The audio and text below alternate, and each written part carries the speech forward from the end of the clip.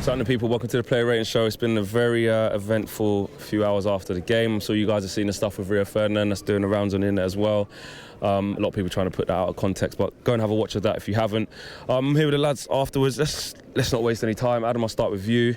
Let's go straight into these player ratings. David De Gea. 5. 2 good finishes. They weren't all his fault. One was a good free kick, one was a bit of skill, and lots of days ago defending that costs Yarmolenko to get the time and space. And he didn't really do. He saved us in the second half. There was a save, stop it going 2-0 then, but it's 5, nothing more. Simple. Same, keep it sweet. 5, mate. Agree with that? Yeah, same 5. Standard performance. Craig, right back, Wan-Bissaka. 7. Give him a 7. That's probably the highest. He done everything, mate. You know, done some brilliant tackles as we accept of him. Yeah. That was it, Defensively, he was sound. I mean, going forward, he tried to make things happen. Probably didn't have his best game in terms of on the ball. Gave it away quite a few times. But in terms of keeping us solid and making sure nothing got past him, 7. Is that fair? Or It's fair. Yeah. He was up and down that right wing. He offered a lot going forward, and his energy levels were up. So Adam. I'm just going to give him a 6 because he's part of the team. And all in all, everyone was pretty poor today. The biggest cheer from the fans came when he made a tackle, though. Yeah. And that was all we had to cheer about. It shows how bad it was. But yeah, he just needs to improve going forward. But defensively solid, 6, easy for me. Harry Maguire. Harry Maguire, I'll give him 5. Standard performance. He had a chance, I think it was early in the first half. He should have scored that, do you know what I mean? He puts that away, different day, it's a different game. But yeah, in the air again, he was shocking. Like, he's usually good in the air. He was losing second balls, so I just think he had a bad day at the office. I'm confident in him, but I'll just give him a standard 5. 5, mate. Yeah, like Adam said, it's part of the team, isn't he? I mean, not his best performance today. You know, second in the air. So yeah, 5, mate. Yeah, it's fair enough. Yeah, I mean, he got beat in the air a few times as well by Haller as well today. He did. Which, look, and I think I was saying it to you. I don't have a problem with if there's a big, tall striker who's taller than centre half or as tall as, and you don't win the headers. I get that sometimes. It's all about the second phase. It does, yeah. You know, when you're playing against a Peter Crouch or Andy Carroll and stuff like that, they're going to win a lot in the air. But it's what you do on the flick-ons, or when can they flick it onto anyone, and are you putting any pressure on them? That, for me, I thought him and Lindelof didn't really do a good job of. Yeah, because you sort of look at it as an opposition. You say if you beat Maguire in the air and it's a knockdown, then you're looking at Lindelof and Ashley Young picking up the pieces, and you're half the battle's won, because they're both in terrible form at the moment. And if you take Maguire out of the game, then job's done. They did that today. Job's done. Lindelof. Lindelof is a free today. He got caught on the ball a lot. His passing is just getting gradually worse this season. I don't know where it's gone or why. Confidence or lack of ability? It's not a lack of ability, because we've seen last year he had something. He was one of our best defenders last year, but this year he's just like a lot of players in the team. It's not just Lindelof. I thought he'd got his new contract. He'll have a little bit of he'll be up for it. He'll be ready for it, but he's a free today. Just poor on the ball again. True. We are shit. Hey, what rating? What out of 10? Out of 10? No, not Man United. Out of 10. What's that? Out of 10, how good did Declan Rice play? 7 or 8, but I'd still take Mark Noble. Mark Noble's the one for me. Mark Noble is the man for me. Mark Noble is the man for me. It proves how far we've dropped as a club. Yeah, listen, can't say nothing too long. Emmanuel, well below par. Absolutely. Exactly. That's the levels. On left back, Ashley Young. Have you not? Oh, man it up. 4. 4. Getting Black the Ripper in here. You got any? Ashley Young. I'll take that back, actually. 5. 5. I've seen him a couple of times. Done a couple of good tackles. Made his presence known a little bit, but just a 5, mate. He's right. Standard, just a 5. Yeah, straight up, bruv. 5? Yeah. Fact, 5. Gave away a silly free kick. I don't know, how long are we just going to keep on going with this? Keep persisting that we keep playing him at left back. He's not a left back. He's not comfortable there. He's not good enough. So Here we are, Young. 2. Club captain. just you got to set the example. The best example that Ashley Young can set is by retiring, like Gary Neville did, accepting that he's not good enough to play for this team anymore. And that's Gave the best the free thing kick he can away do. as well. He did. He cost us the goal again. He's done it loads of times. He did it towards the back end of last season. Now he's got a string of games. He's starting to show what he's made of again, which isn't a lot. The odd game here and there to cover. Luke Shaw, like the first game he came back to cover Shaw, he was all right. It's good for one game here and there, but he's playing week in, week out again now because of the injuries, and he's showing how poor he is. It's a 2 out of 10 easy for Ashley Young. He needs to retire. Okay. Simple as. Into midfield, Matic. You had to come to me with him, didn't you? 5 minutes in, gives the ball away, dilly-dallying on the ball. Can't play 2 games in a week. I don't know why Ollie played him. He's 30-odd now. Why Fred didn't start ahead of him is just beyond the joke. Matic gets a 2 as well for me. He just brings nothing but sideways and backwards passes. As soon as he gets it, he just passes it straight back to the guy who got it off. You watch the footage back, he does it all the time. 2. I've got to go over 3. All right, it's all he does, mate. He's a typical Jose signing when he was just passes sideways and backwards. He never goes forward. Like Adam said, give the ball away with the first couple of minutes. He's not what we need. So yeah, 3, mate. I'll give him a 1. Yeah. 1 for 1 too many passes, 1 too many touches. I don't even know what he does. I don't know what he does in the team. I don't think this style of football suits him. I think he's negative with the ball, too many sideways passes. And he gets a 1. Harsh there. Let us know what you guys think. I don't know. I think some people thought he wasn't that bad today. I saw on Twitter and stuff. But that's what it's about. That's what it's about. Scott McTominay. I'm going to go with a 6. Because I see him a couple of times, put a couple of decent tackles in. I might be wrong, but other people might see it different.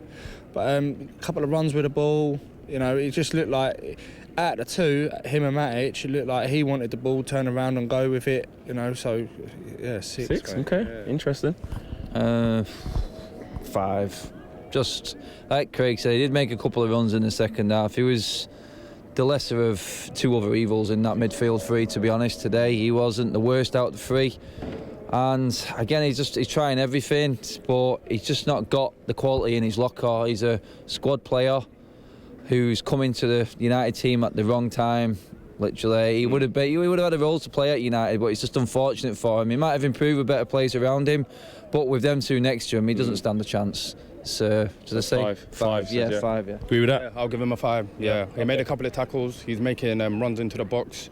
You can tell that he's trying to create something, but the thing is, if he ain't got players around him who's going to cover for him and just be on the same wavelength as him, is going to be a big problem. So I'll just say standard performance, straight 5. To be fair, for me, I would have given him maybe just a 4 and a 5. I would have given Matic a 4 and like you said, McTominay a 5 because they've got outdone by Declan Rice and Mark Noble today. Like they were. To be fair, you could even argue that. I'm sorry, Scott. It could have been 2 4s. I saw them losing second balls, losing first balls. The heart wasn't there. They got given a run around by Mark Noble and Declan Rice. For me, I would have just given them 2 4s. But that's what it's about. One matter. 3. Again, he's just too slow on the ball. He's not effective. His legs have gone. Should have scored. Should have scored again. I think his brain's gone as well. He's too clumsy with the ball. I don't know. He takes too many touches. That's not good enough at this level. You're meant to just pass and go. So I think it was our worst player on the pitch by a mile. I got to go with a 4 matter. He tries things. And that's what we want to see. He tries things, but like you said, his legs are gone.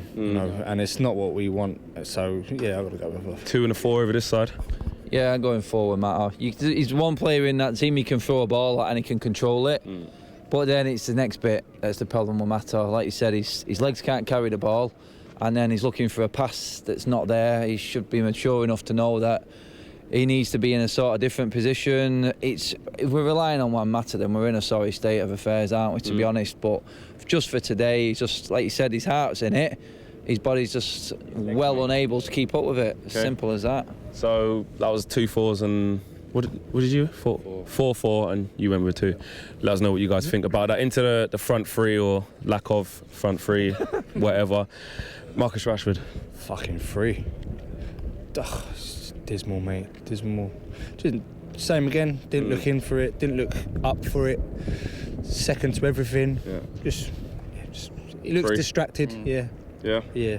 And now injured for what Ollie says. Ollie says could be out for a while. So Free, chasing shadows, chasing ghosts. He looked lost out there. I don't believe he should be playing up front. I don't think he's a number 9. He can't hold up the ball. I'll play him out wide left. I think it was ineffective as well today. I think they've done a job on him and they executed their plan on him. So 2 frees over here. 2. If you're on $250,000 a week and you can't use your left foot, then I'm sorry, you shouldn't be playing. Chance, yeah. There's numerous weeks, mate. We've seen it at Southampton a couple of weeks ago. Pogba put him through 3 times. He just won't use his left foot. That's taking the piss, mate. I mean, you've got Mason Greenwood there, a 17-year-old who plays with both feet. Well, he refuses to play ahead of him. Well, now his hand's being forced again. Whether or not that's going to be lucky for us going forward, but for me, Rashford needed dropping. I don't think Ollie's helped him. By the way he talks about him and the way he plays him every single game, every single minute. It's not all his fault because he's just looking at it now thinking I'm doing enough to play every single week. But really, now he's got time out. Hopefully something happens while he's out and he gets the bit between his teeth thinking I've got to do more to come back. But today for the game, again, like you said, chasing shadows, running down blind alleys, and he didn't have a shot all game. He's our striker. He didn't even have a shot. Has he had a shot? And a lot of that is to do as well with the fact that we don't create as well. We're not exactly as well as that, but then when he does get the gilt edge chance, what is his strength running over the top? Because he's not a box striker, is he? He's not a Van Nistelrooy style striker. He doesn't get in the box more way enough than what he should, and he's useless in the air. I don't think I've ever seen him win an header. So how do we play to him? If we don't, then he needs to go away and think about his game and changing it. Ollie needs to drop him out of the team to give him a rest, to let him rethink things, because that can help a player. But no, it's not all his fault. But today, again, he's still getting a 2 for me. He wasn't good enough. Dan James. 4. I can only probably count with my hand about only a couple of chances that he created. I mean, there was that one in the first half where he made that blazing run on the left-hand side, but then it came to nothing. That's the problem. We know what we can do, what he can do. There's potential there, don't get it wrong, but yeah, he should have just taken that chance. I think there was another chance on the right-hand side where he hit the side netting again. That has to go in. It has to go in. That's the problem. Or at least go across goal, do you know what I mean? Just top bins it, but yeah, he gets a 4 today, but don't get me wrong, I rate him though as a player, yeah. I want to go with a 6 with him, mate, because he tries, and that's all I want to see. The players try. He pass, and then the ball will be too far in front, or, you know, it'll spin. The end product of the other person. Daniel James knows what he wants to do, and we all know what he wants to do, but the people don't put it on the plate for him. So, for me, he's a trier. So you liked his attitude, you like how he tried to apply himself, but didn't feel it came off. Yeah, but it doesn't come off, but when it does come off, we've seen what he can do. Do you know what I mean? 4 and a 6 here. Yeah, 5. He's a ball into the box, a final product away from an easy 7 every week. Because everything else he does is bang on. He defends well, he covers his man, he helps his fullback. He was the only one today carrying the ball with any threat whatsoever. That's what I saw. I thought he was the only one I looked at and thought he could do something. He could, and then it's just. I would have won with the 6. He's just a final product, a ball across, or that last decision instead of shooting or to lay it across. Because Lingard, I think, was busting the guts to get in on that one when he hit the side net. And it's just decision making away from a 7 every week, because everything else he does is great, and it will come. You can see it. He wants to learn, and I can only see him getting better. Whereas the others, I'm struggling to see. They don't seem to be taking anything on board. Okay. 5 for me for. I probably would have. Yeah, I think I would have gone with 6, but fair enough. Pereira. God, I know. It's the same again, isn't it? Where is his position? Towards the end of the game, again, towards the end of the game, he came a little bit more central and came into it. It looks more comfortable there, but he's never going to play him there. So what do? Do you blame him for being put on the right? Because he's clearly not comfortable. He wants to play for United, and he's going to play anywhere on that pitch. Yeah. He's not going to stand up and say, I can't play there. It takes a big man to say that. He's obviously just going to play wherever Ollie puts him, and he doesn't work ever in that midfield on the right. He just doesn't work. He's worse than putting Mata out there, and Mata's poor out there, isn't he? It's a 3 again. I'm being kind with a 3. Yeah, I'm going to go with a 3, mate. Like you said, put him out on the left, he's crap. Put him in the centre, he's got potential. Yeah. So it's up to Ollie, really, innit, where they utilise him. So, yeah.